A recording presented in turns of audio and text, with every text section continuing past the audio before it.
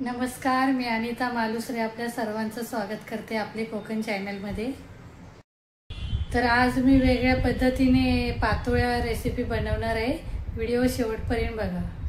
पातोळ्या बनवण्यासाठी लागणारे साहित्य दाखवते।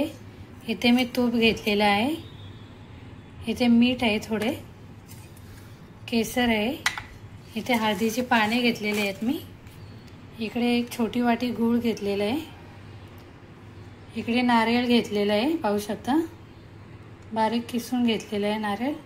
आणखी इकडे तांदळाचे पीठ आहे, थोडीशी इलायची पावडर आहे, पाहू शकता, थोडेसे बदाम कापून घेतलेले आहेत मी।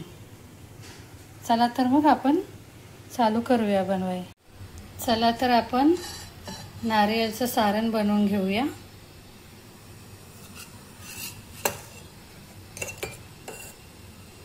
इथे मी तूप टाकले, 2 चमच तूप टाकलेला आहे,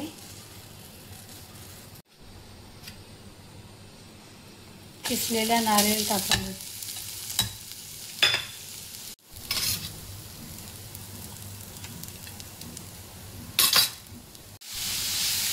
किसलेला नारळ आणखी गुळ आपण एकत्र मिक्स करून घेऊया। पाहू शकता गुळ आणखी नारळ मिक्स झालेलं आहे। आपण त्याच्यामध्ये इलायची पावडर टाकून घेऊया।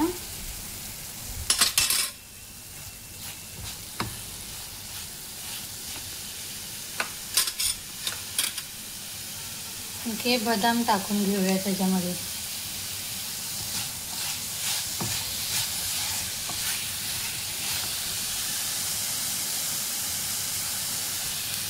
इथे थोडासा केसरही टाकलेला आहे, सगळं मिक्स करून घेते।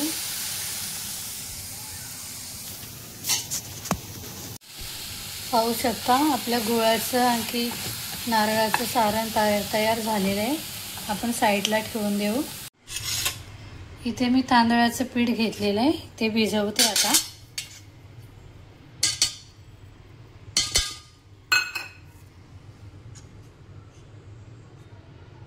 थोडंसं मीठ टाकते याच्यामध्ये,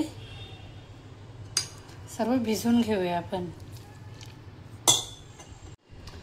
आपले पीठही तयार झालेले आहे, आपण आता पातोळ्या बनवाय घेऊया। पाहू शकता इथे हळदीची पाने घेतलेले आहे, आता मी पातोळी बनवते। पाहू शकता अशा प्रकारे आतमध्ये पीठ टाकायचं आहे पाण्यामध्ये।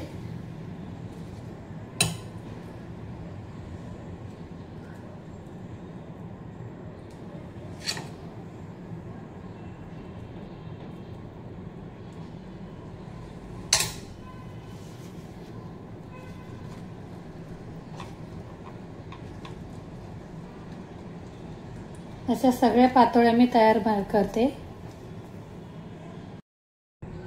पातोळ्या आपल्या बनवून झालेल्या आहेत, पाण्यामध्ये उकळत टाकूया आपण 10 मिनिटांसाठी।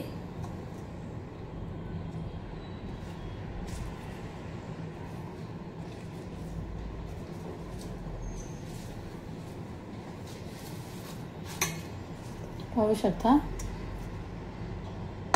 इथे मी पाणी घेतलेले आहे गरम करण्यासाठी।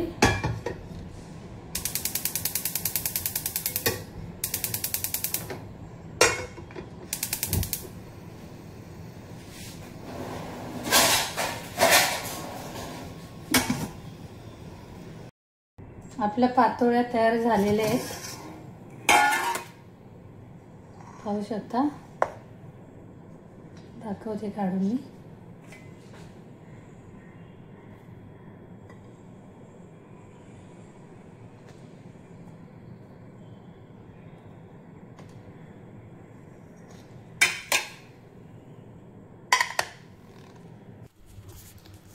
पाहू शकता आपल्या पातोळ्या तयार झालेल्या आहेत।